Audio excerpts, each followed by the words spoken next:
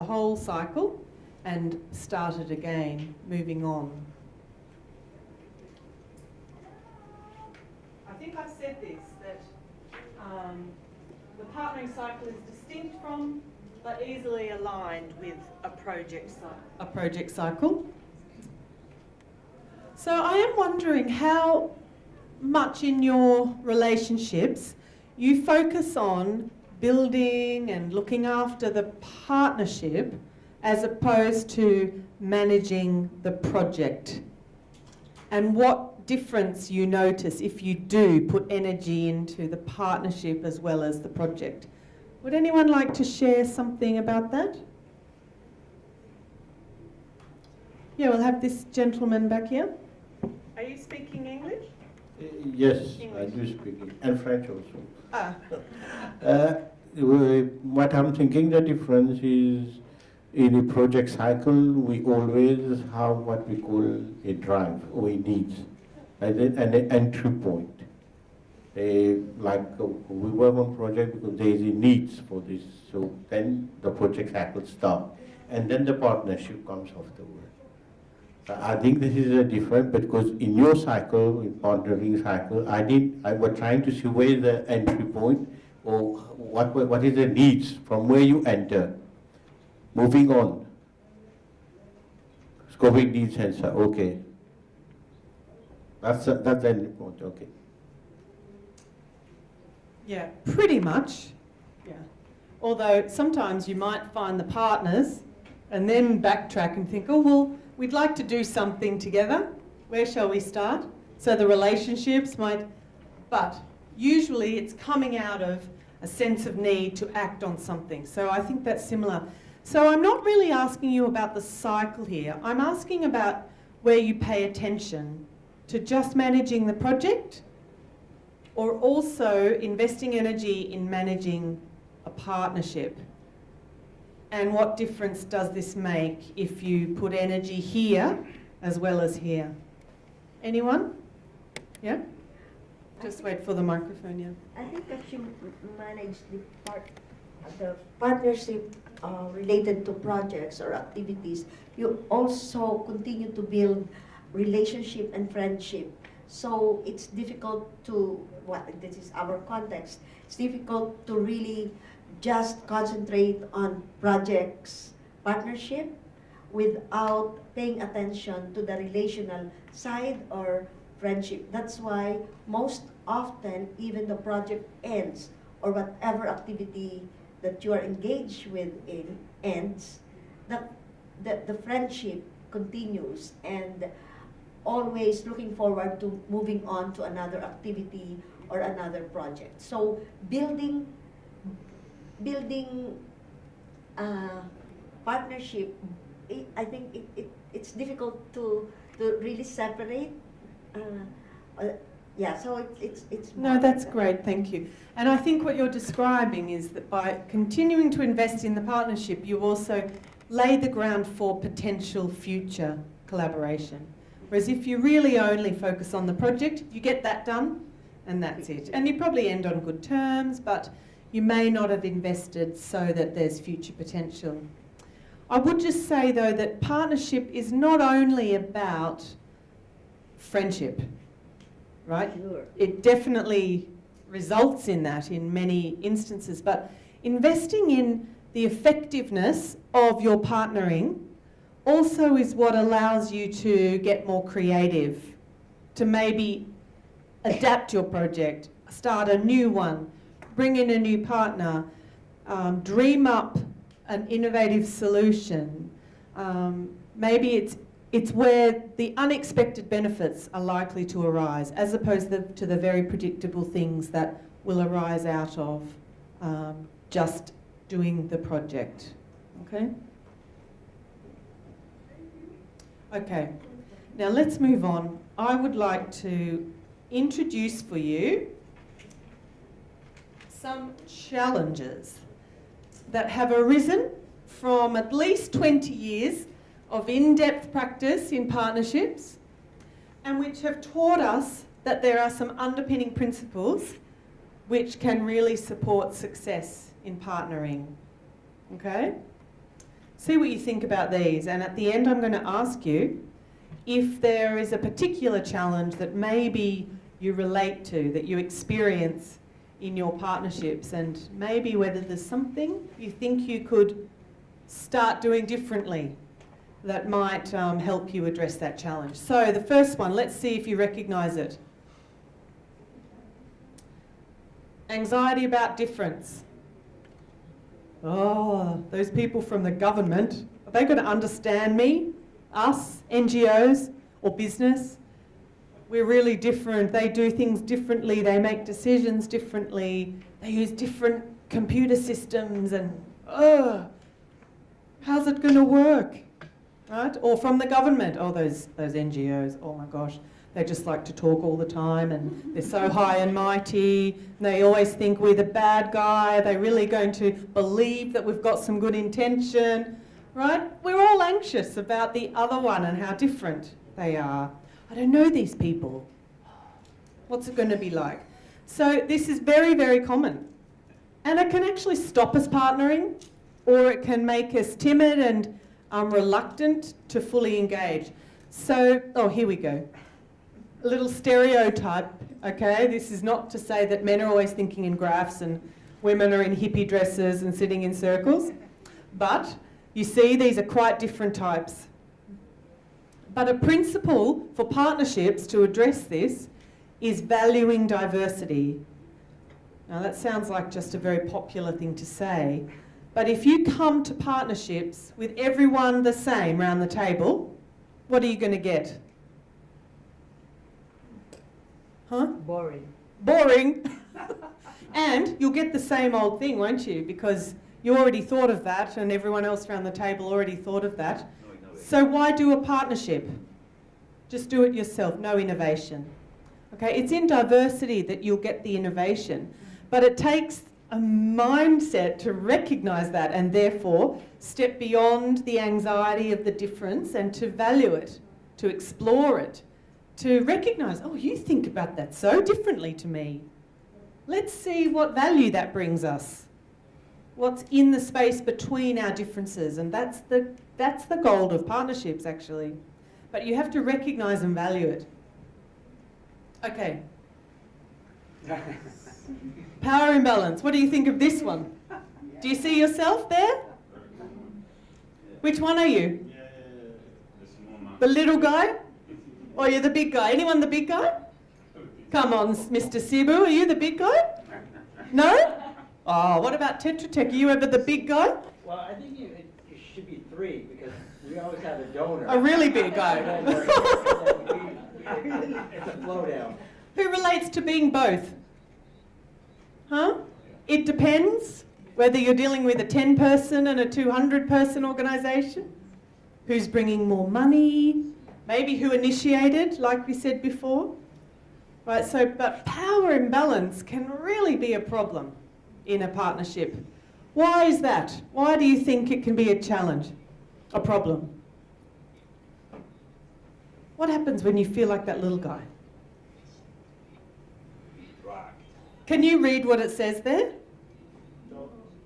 It says in the bubble, well, it was only an idea. He'll never give an idea again, right? And that's part of the problem. Who's going to speak up, share their different way of thinking, challenge, suggest that change needs to happen?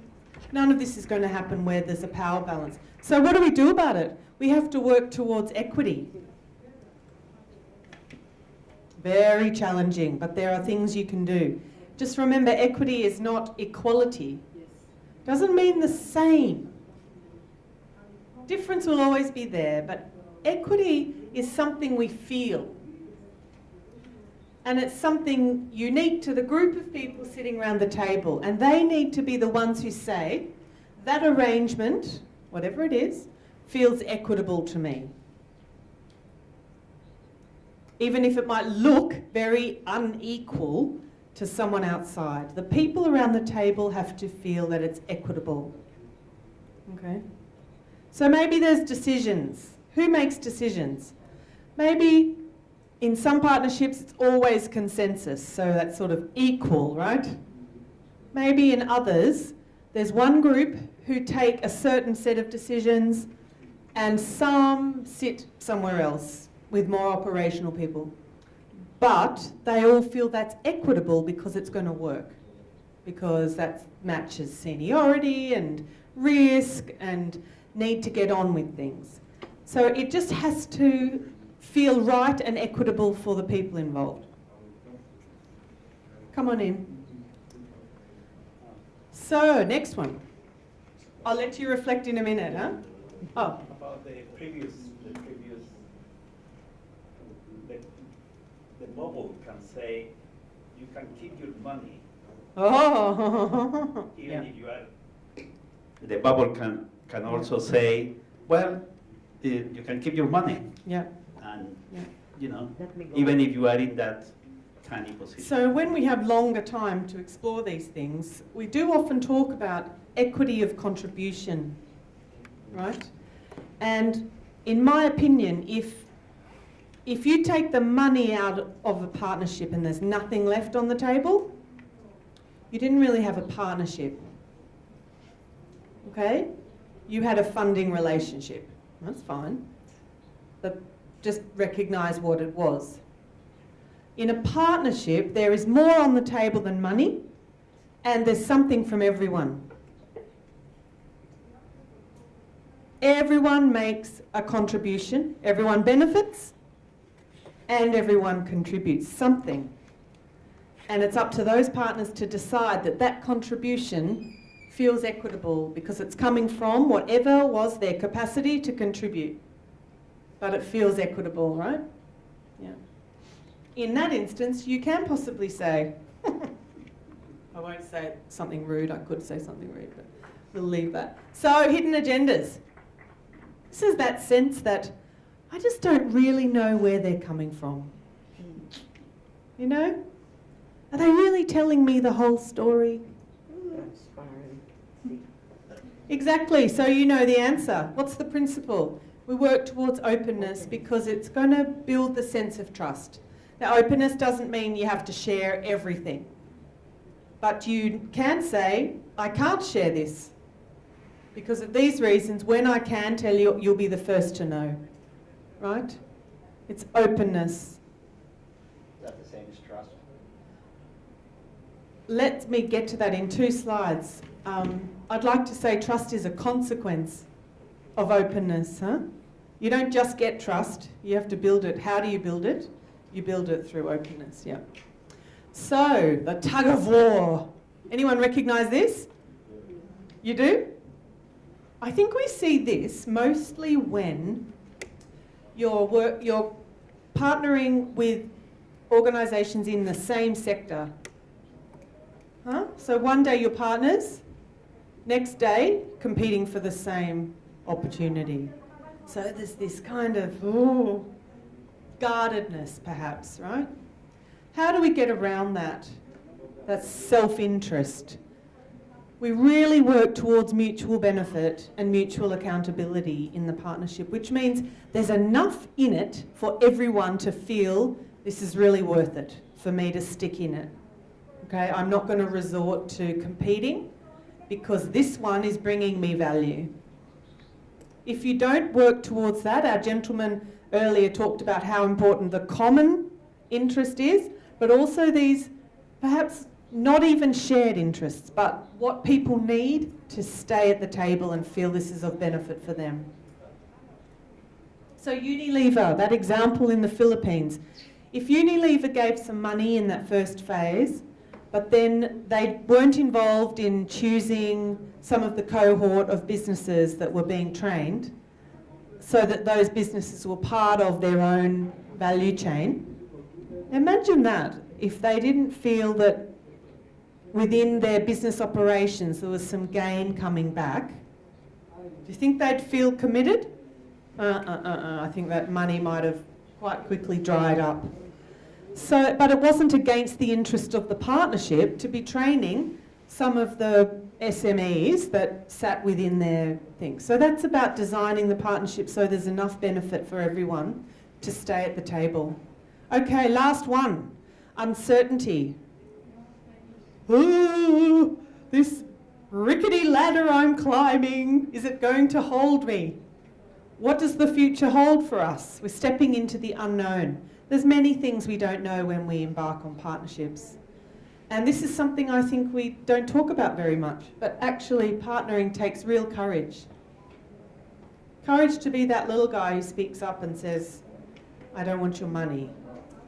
Courage to try something new. Courage to work outside your comfort zone with people and organisations you don't really know so well. To throw out that idea that seems so crazy, except that maybe in fact it's just the thing. To try with this new set of resources and contributors and so on. That's a very personal thing to have to conjure up. No one can give that to you.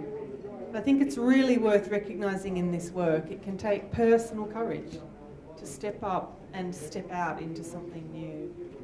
So, why? And this answers Rod's question. Why do we need these core principles? It's because of what we get from them, right? The results. New value, breakthrough results. If we don't step into courage, how will we ever get that breakthrough? If we're not open with each other, how will we ever trust each other? And respect and commitment. So I'm wondering,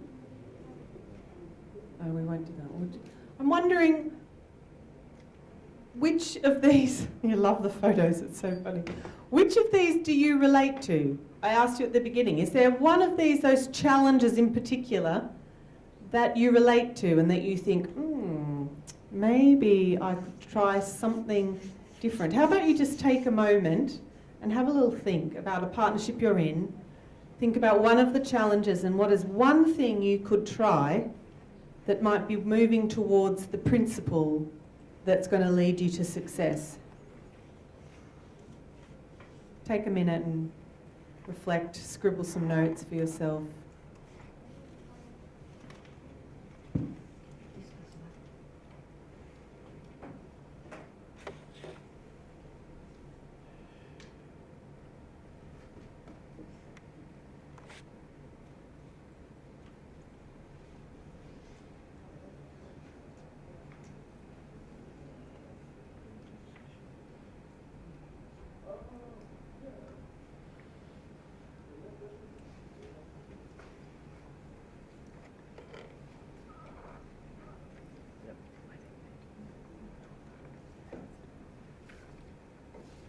Can you say the question again? The question, so these challenges of uncertainty, of competitiveness, of hidden agendas, of power imbalance, of anxiety about difference, was there one that you recognised, you're experiencing in your work? And is there something you think now that you maybe could try to change things a little, to move towards the principle? Does anyone have anything they'd like to share that came to mind? A principle, a challenge that you relate to? Yeah?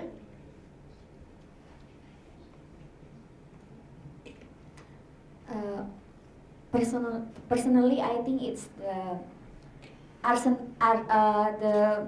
the courage that has been the challenge, because sometimes, especially if the donor or our partner wants to introduce new approach or a pilot, and sometimes we don't have the confidence whether we can achieve the result or not, because maybe it's successful in other country, but we feel that we have different contexts, so we feel reluctant to do new things. So that maybe it's also it becomes a barrier to have a breakthrough. So have you got an idea of something you might try to start to change that? But fortunately, our partner now is very supportive, so that they are open to a dialogue on like if they have a standardized like a guideline. So we talk which standardized, which can be which indicators that it's can be adopted. So it's not like you have to fully. Rigid. Yeah, it's not rigid, but it's like more flexible based on our context. So it's really helpful for us Great. to have the discussion. Was there someone here we haven't heard from now? That would be great. Are you speaking English? Yeah. Yeah? We're still open to French, okay? In my experience, that I think the biggest challenge is that when we work with the organizations, like-minded organizations, okay, there is no barrier that we can work together, but when it comes to the funding call for proposals, there is a conflict, and as you mentioned, that there is kind of war. Competitive. Yeah, competitiveness, and then it affects for the future, future corporations. That we had experienced this with our organizations, and then there is no such cooperation in the future, and then we have to stop it. And again, also one other thing is that when we work with the small organizations in the islands, and the small organizations, they feel that like organization which is bigger and more committed and with more resources have power on them, and then they feel that okay, if there's no reason that they work for this, and they have to follow what the the leader says and the sort of thing. So then also it doesn't really works very well. So on that one, have you thought of something you could try to do differently to work towards more equity? We try to work as a network, the building the network with the, having like mutual benefits for each organizations, so that they know that there is no hidden agenda on this, and they have their own commitment, but also they work independently on the programs that other organizations can add or contribute to them. So they feel that, okay, it is helpful. So I think there is some... Equity is very challenging. Yeah. I think it takes constant attention, and the fact that you are recognising, though, that power continues to be... Power will always be an issue, and it takes actually the more power...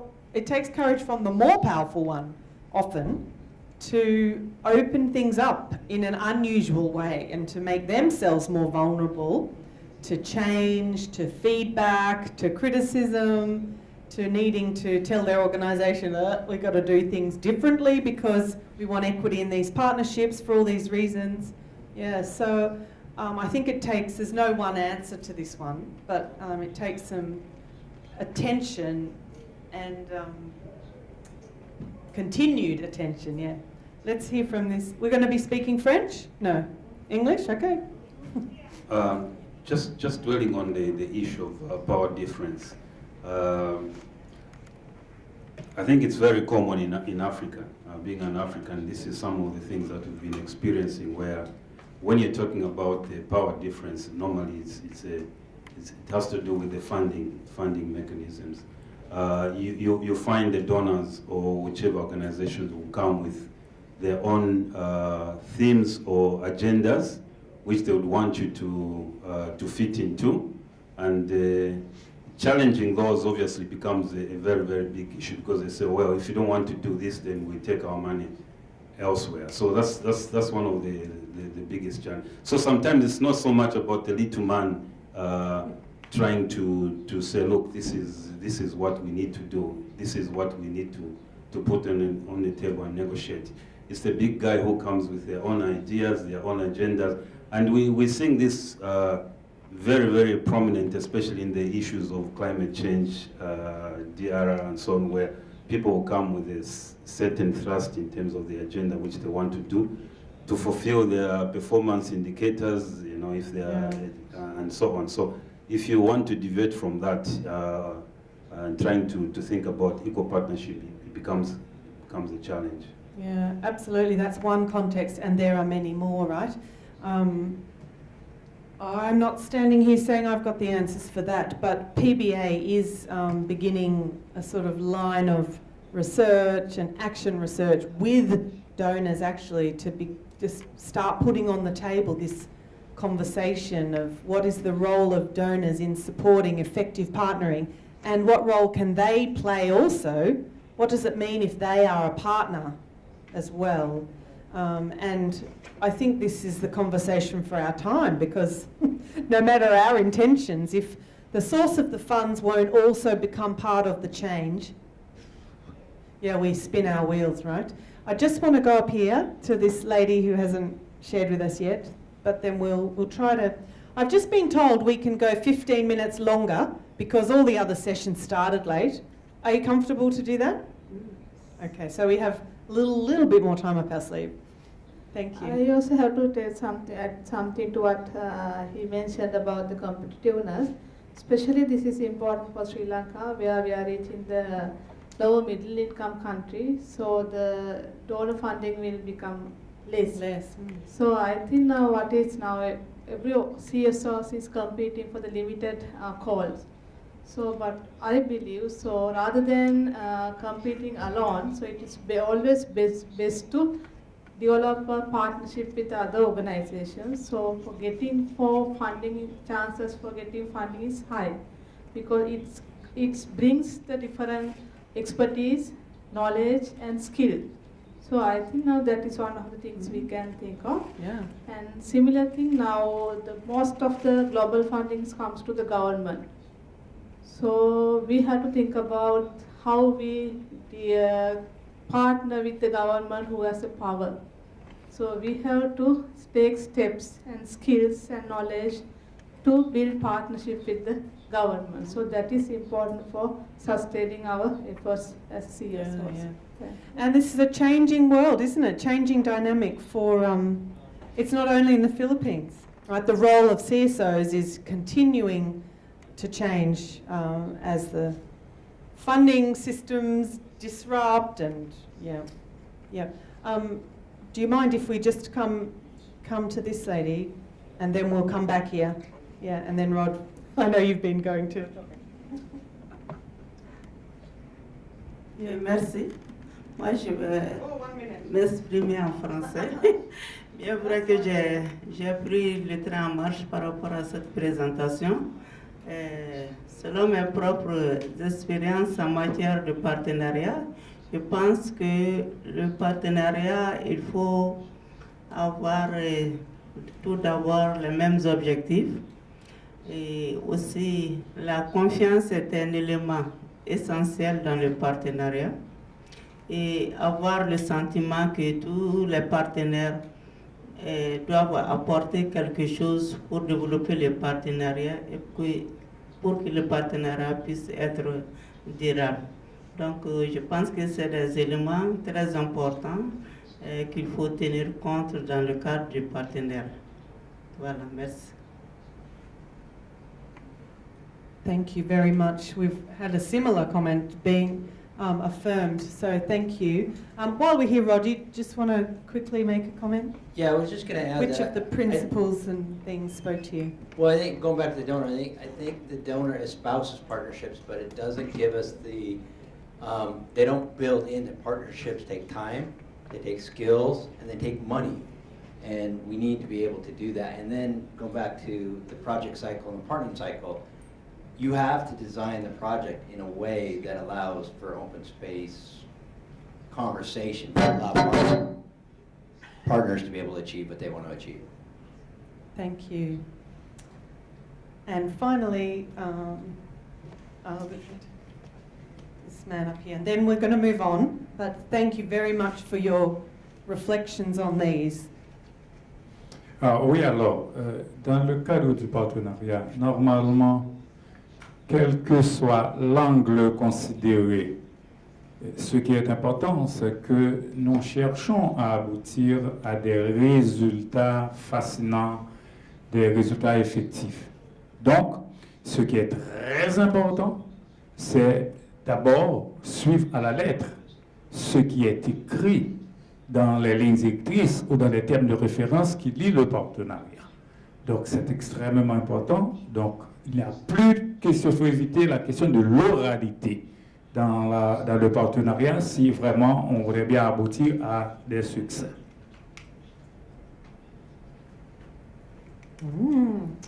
Very interesting. Did you all catch that? That written agreements are essential and then that we abide by them. Anyone want to disagree with that? Ha ha ha. So do I take it you've had some relationships without a written agreement?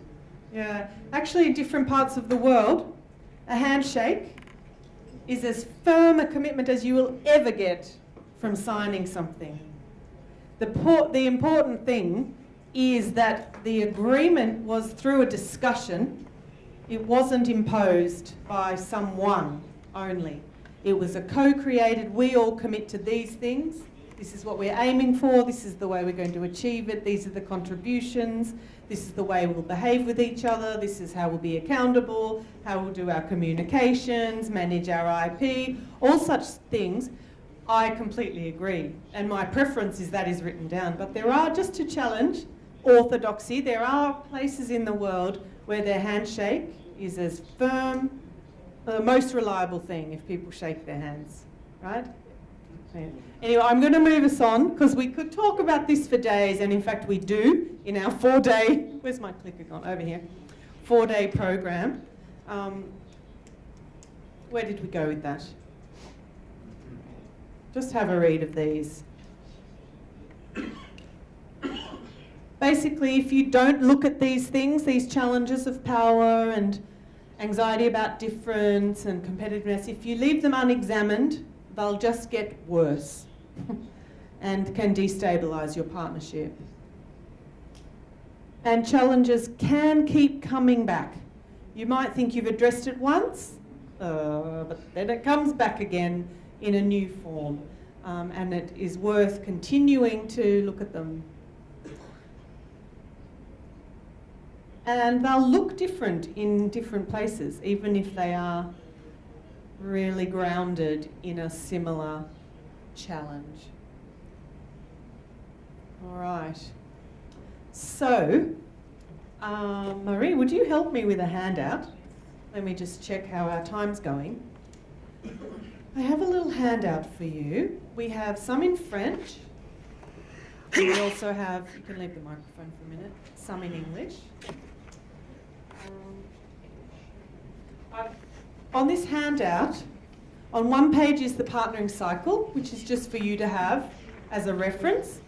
On the other side is something I'm going to show you now, which is about partnering mindsets and skills. And these are particularly relevant for people whose work is brokering partnerships. It's what you spend a lot of time doing.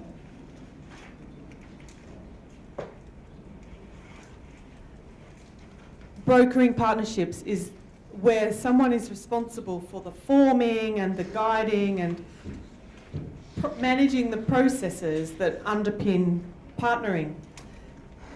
And these are some of the key attributes and skills that can be really helpful in that role. So empathy, negotiation, facilitation, communication, presentation, coaching, reviewing, clarity of purpose, even letting go. Is there anything surprising there for you? No,